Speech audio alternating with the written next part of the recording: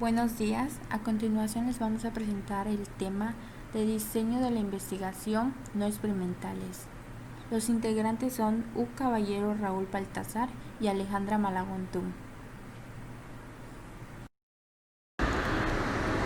La investigación no experimental es la búsqueda empírica y sistemática en la que el científico no posee control directo de las variables independientes, debido a que sus manifestaciones ya han ocurrido o ya son inherentemente no manipulables.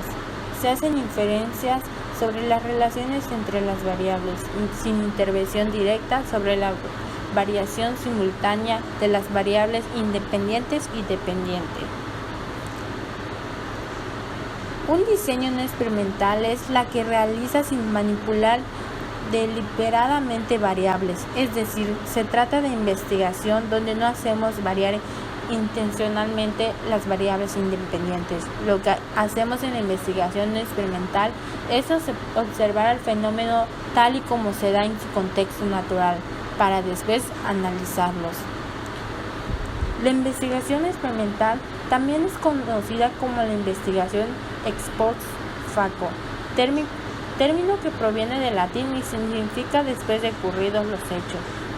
De acuerdo con Kerlinger, la investigación ex post facto es un tipo de investigación sistemática en la que el investigador no tiene control de las variables independientes porque ya ocurrieron los hechos. En la investigación ex post facto, los cambios en las variables independientes ya ocurrieron y el investigador tiene que limitarse a la observación de situaciones y accidentes, dada la incapacidad de influir sobre las variables y sus efectos. Características. Estudia lo que ya existe. Las variables no se manipulan intencionalmente y resulta complicado hacerlo. Se realiza una observación de fenómenos en su ambiente natural. Es más difícil separar los efectos de las múltiples variables que intervienen. Ventajas.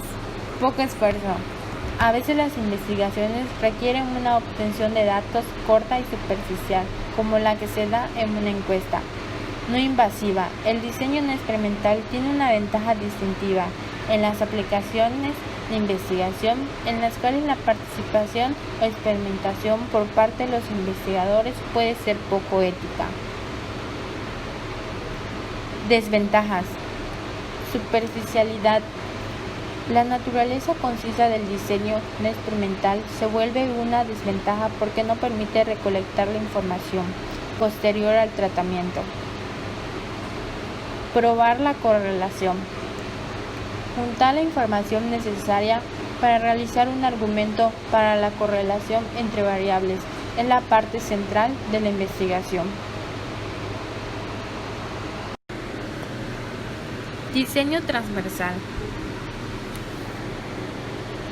Se utiliza cuando la investigación se centra en analizar cuál es el nivel o estado de una o diversas variables en un momento dado, o bien en cuál es la relación entre un conjunto de variables en un punto en el tiempo.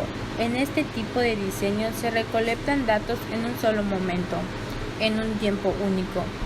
Su propósito esencial es describir variables y analizar su incidencia e interrelación en un solo momento.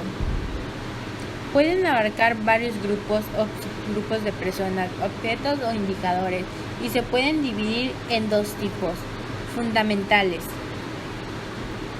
descriptivos. Tienen como un objetivo indagar la incidencia y los valores en que se manifiesta una o más variables. El procedimiento consiste en medir un grupo de personas o objetos, una o más variables, y proporcionar su descripción. Causales.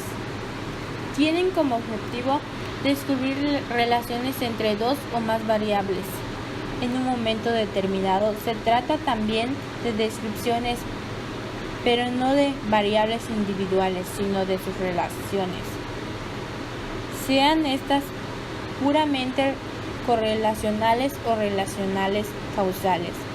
En este diseño, lo que se mide es la relación entre variables en un momento determinado. Ok, yo les voy a hablar sobre la investigación longitudinal. ¿Esta a qué se refiere? La conoce como longitudinal o evolutiva. Se realiza la observación y se recolectan los datos en varios puntos en el tiempo con el fin de contemplar cómo evolucionan ciertos fenómenos o comportamiento.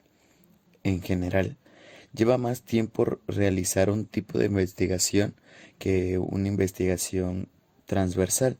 Se puede aplicar de tres tipos de diseño. Diseño de tendencia. Este tipo se realiza como cambian las variables o relaciones en alguna población en general. Recuerda que mencionamos las encuestas de opción de la investigación no experimental descriptiva.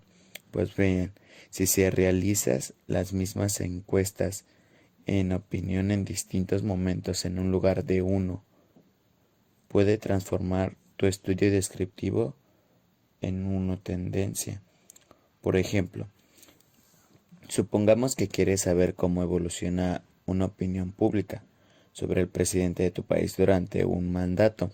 Haz una encuesta al inicio de su presidencia y asegúrate de utilizar alguna plataforma que se encuentran pues en línea virtualmente.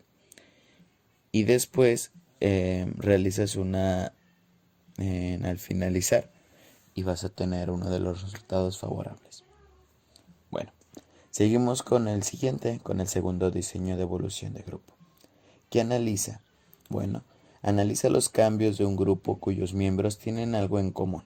En el mundo de las estadísticas, en estos grupos se les llaman también cohortes.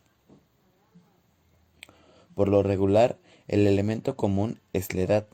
Un ejemplo de este tipo sería un análisis de las actividades, los sismos en personas que tenían 10 años.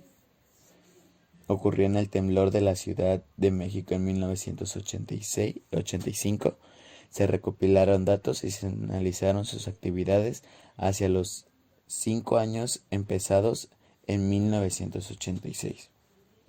Entonces pudieron ver cómo fue cambiando y cómo fue reaccionando en distintos grupos por algún suceso que se tiene que ver. Bueno, seguimos con el tercero, que es diseño de panel. Reúne las características de los dos anteriores, sin embargo, a diferencia, los grupos de los estudios de evolución de cohortes, estos están conformados por exactamente la misma persona.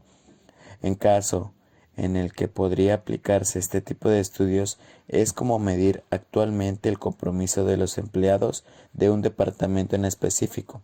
Después, la implementación de un programa de crecimiento de la empresa en un periodo de 5 años.